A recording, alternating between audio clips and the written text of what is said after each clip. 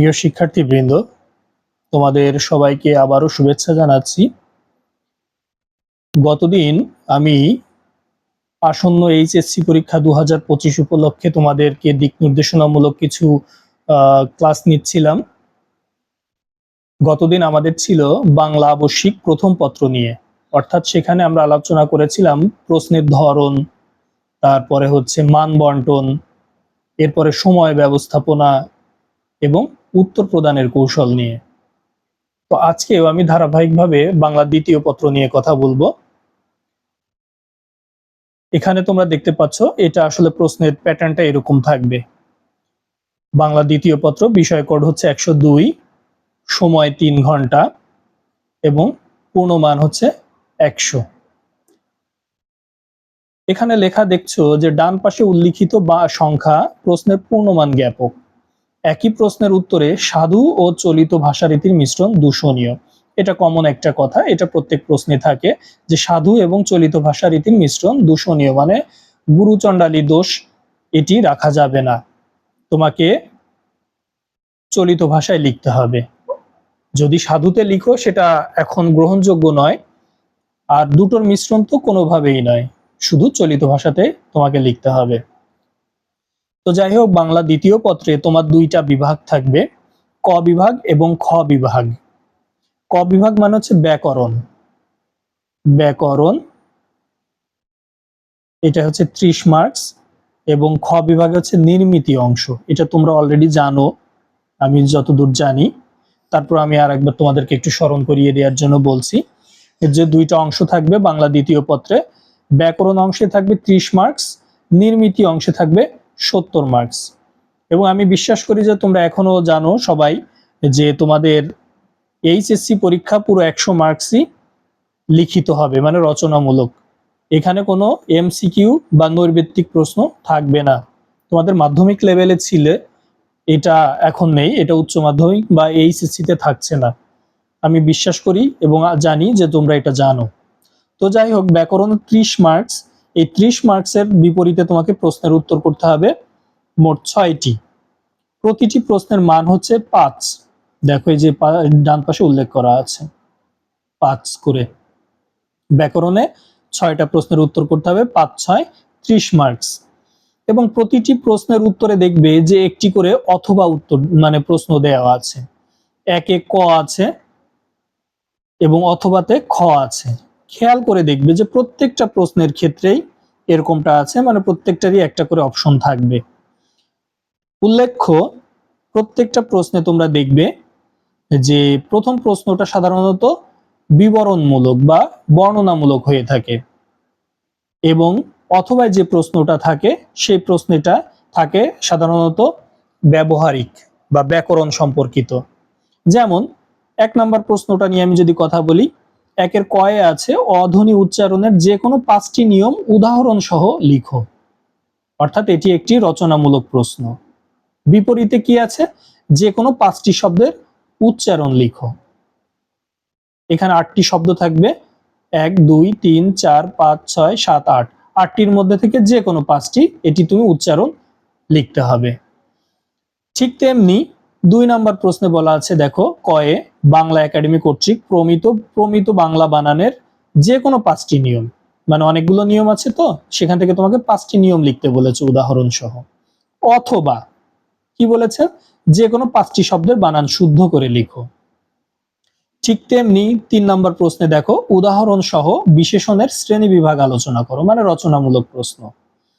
অথবাতে কি আছে, যে কোনো 5টি বিশেষ শব্দ খুঁজে বের করতে হবে এই অনুচ্ছেদ থেকে। এখানে একটা অনুচ্ছেদ দেয়া আছে, এই অনুচ্ছেদ থেকে 5টি বিশেষ্য পদ খুঁজে বের করতে হবে।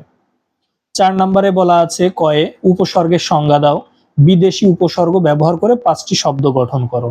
অথবা কি বলেছেন, ব্যাস বাক্য সহ সমাসের নাম লিখো, যে কোনো 5টি, মানে 8টি শব্দ দেয়া আছে, এই 8টি শব্দকে তোমার ব্যাস বাক্য নিরূপণ করে এবং এটি কোন ব্যাস সমাস সেটা তোমাকে চিহ্নিত করতে হবে।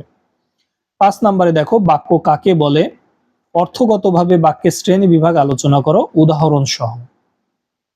বিপরীতে কি বলা আছে, অথবাতে নির্দেশ অনুসারে বাক্যান্তর করো, মানে এই যে নিচে দেখো 8টি বাক্য দেয়া আছে, এই 8টি বাক্যের সামনে যৌগিক, প্রশ্নবোধক, সরল, জটিল, অস্তিবাচক, বিস্ময়সূচক, অনুজ্ঞাসূচক কিংবা জটিল এই নির্দেশনা অনুযায়ী তুমি বাক্যগুলোকে রূপান্তর করবে।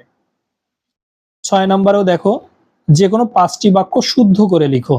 মানে আমরা যে বাংলা ভাষায় অপপ্রয়োগজনিত যে শুদ্ধিকরণটা আছে এটা আমরা এখানে লক্ষ্য করি।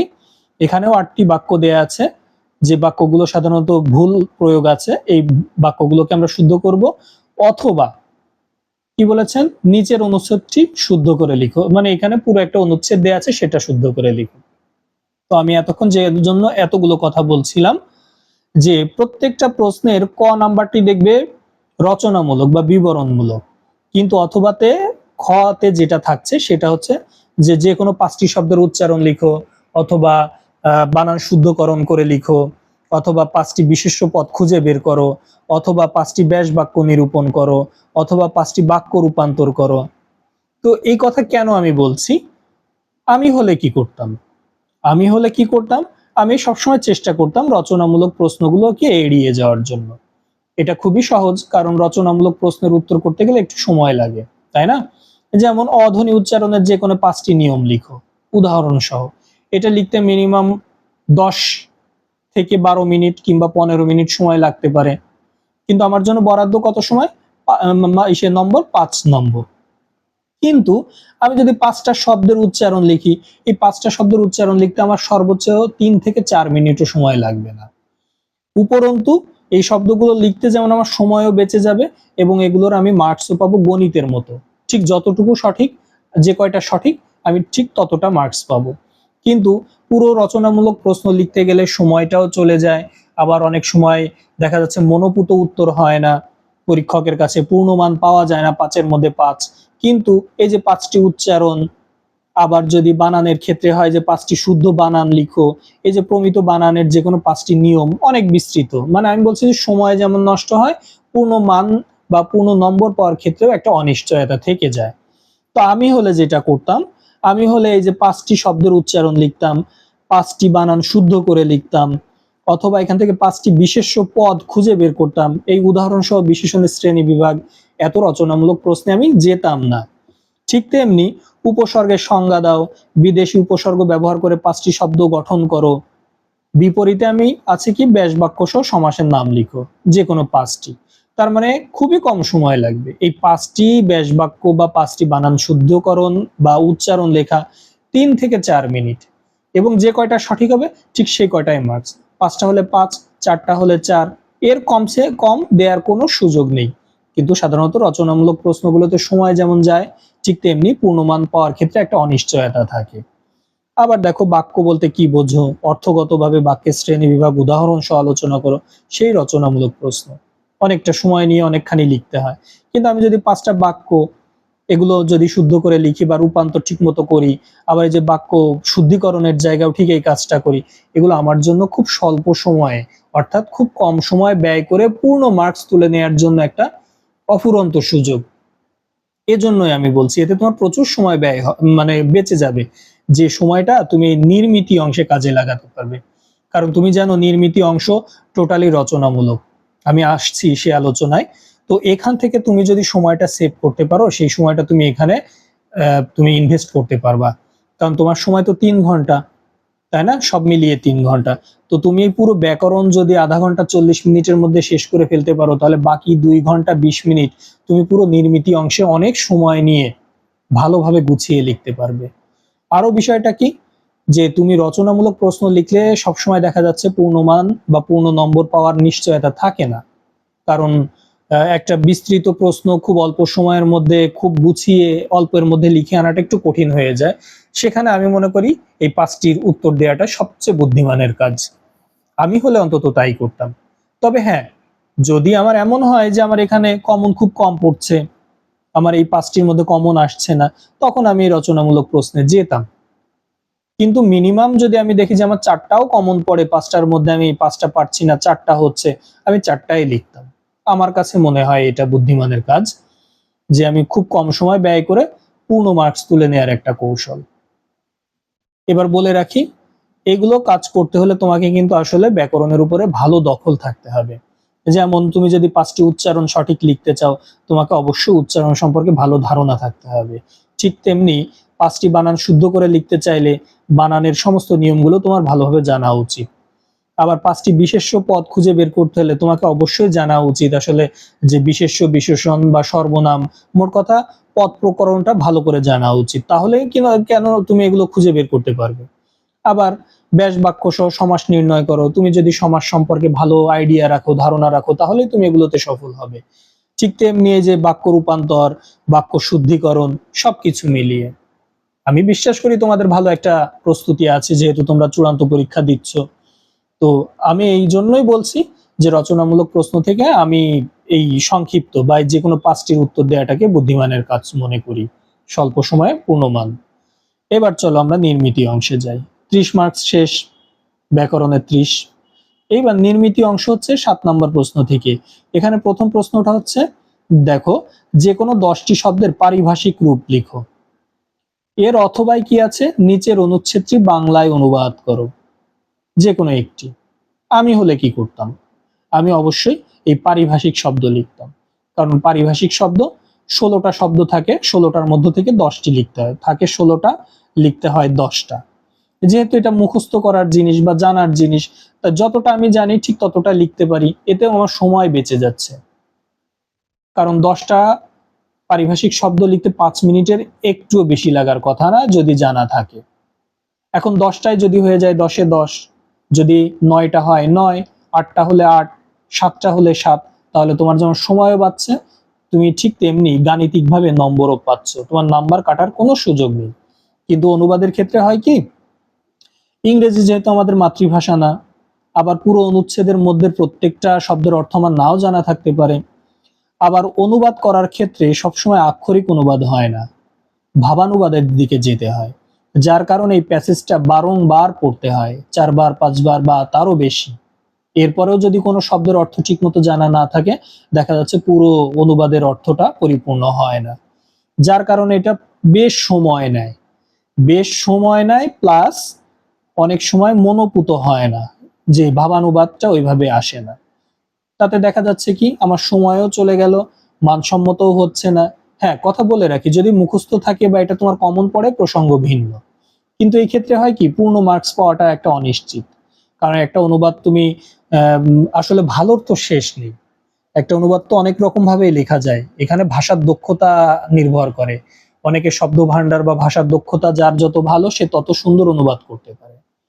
কিন্তু এখানে তো আর আসলে ওই ধরনের সৃজনশীলতা দেখানোর সুযোগ নেই। পারিভাষিক শব্দ মুখস্থ জিনিস, মুখস্থ লিখে ফেলবে, 10টায় 10 কিংবা 9টায় 9 কিংবা 8টায় 8, একদম গণিতের মতো নম্বর, যে কয়টা হবে ঠিক সেই কয়টা মার্কস, সময়ও বেঁচে গেল।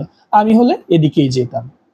আচ্ছা, 8 নাম্বার প্রশ্নে দেখো, কয়ে আছে, 21-এর প্রথম প্রহর উদযাপনের বর্ণনা দিয়ে একটি দিনলিপি রচনা করো, অথবা পরিবেশ রক্ষায় বৃক্ষরোপণের প্রয়োজনীয়তা উল্লেখ করে একটি প্রতিবেদন লিখো।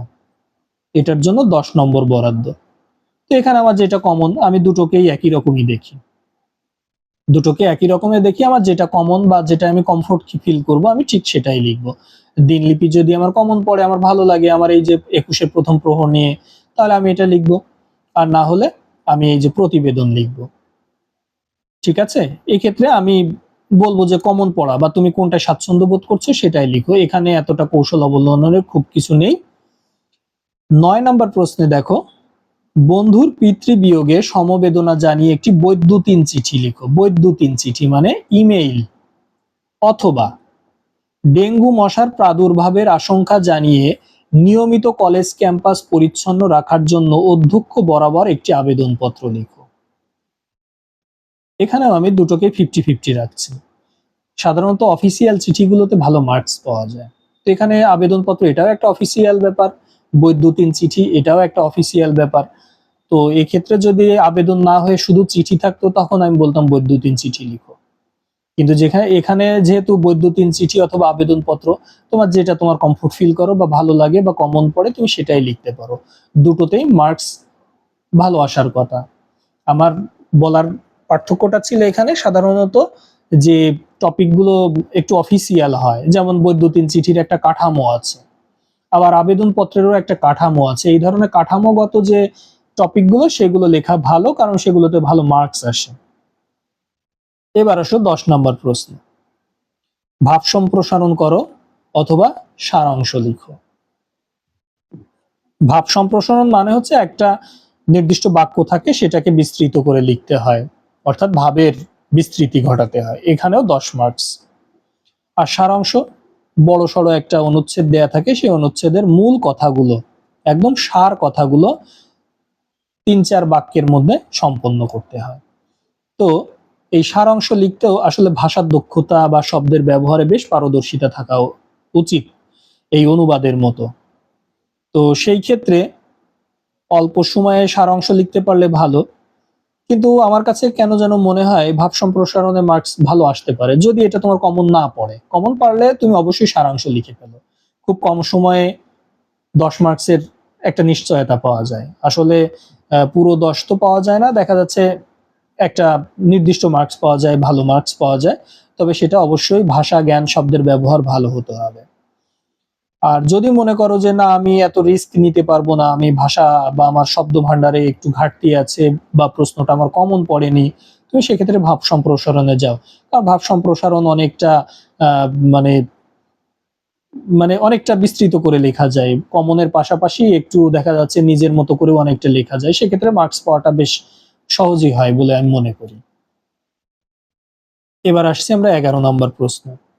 11 নম্বর প্রশ্নে দেখো দুটো টপিক আছে। ক নম্বর প্রশ্নে আছে, বিশ্বকাপে বাংলাদেশের ক্রিকেট খেলার সফলতা ও ব্যর্থতা জানিয়ে দুই বন্ধুর মধ্যে সংলাপ রচনা।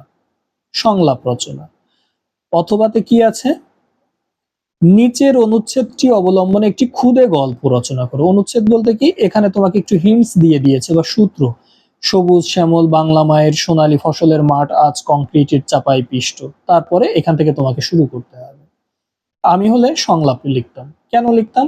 কারণ সংলাপ লেখাটা আমার কাছে অনেকটা সহজ মনে হয়, এবং একটা কাঠামো আছে। ওই যে বলছিলাম বৈদ্যুতিন চিঠি, আবেদনপত্র বা সংলাপেরও একটা কাঠামো আছে, যে কাঠামো ধরে লিখলে অনেকটা লেখা যায় এবং ভালো মার্কস আসার সুযোগ থাকে। কিন্তু এই ক্ষুদে গল্পের ক্ষেত্রে হয় কি, যে তোমাকে আসলে সৃজনশীলতা দেখাতে হবে, তোমাকে শব্দ ভান্ডার বা ভাষার ব্যবহারে অনেক পারদর্শী হতে হবে, এবং যেহেতু একটা সূত্র দিয়েছে, এই সূত্র ধরেই তোমাকে সামনে এগিয়ে যেতে হবে। তো তোমাকে কিছুটা সময়ের জন্য হলে একটু বেশি ভাবনায় গভীরে যেতে হবে, কারণ গল্প লিখতে চাইলে তো আসলে গল্প হয়ে ওঠে না। গল্পেরও তো অনেকগুলো বৈশিষ্ট্য থাকে, প্লট, কাঠামো, তারপরে চরিত্র, সবকিছু মিলিয়ে। তো আসলে যেহেতু আমাদের সময় কম, এত ভাবনার সুযোগও কম, সেহেতু আমরা দেখবো যে যেখানে কাঠামোগত বৈশিষ্ট্য থাকে বেশি, আমরা সেগুলোর চর্চা বেশি করব, কারণ সেখানে মার্কসও আসে বেশি।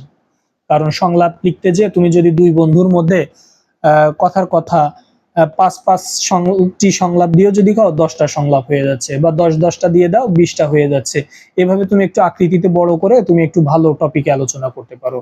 প্লাস এই যে ক্রিকেট খেলা, এটার টপিকটা তো আসলে একটা সহজ সরল, তোমাদের সঙ্গে তো যায়, কারণ তোমরা ক্রিকেট খেলা বা এই প্রজন্মে তোমরা এই জিনিসগুলো ভালো জানো, খেলা দেখো, নিজেরাও খেলো, যার কারণে তোমরা এই টপিক নিয়ে ভালো লিখতে পারবে।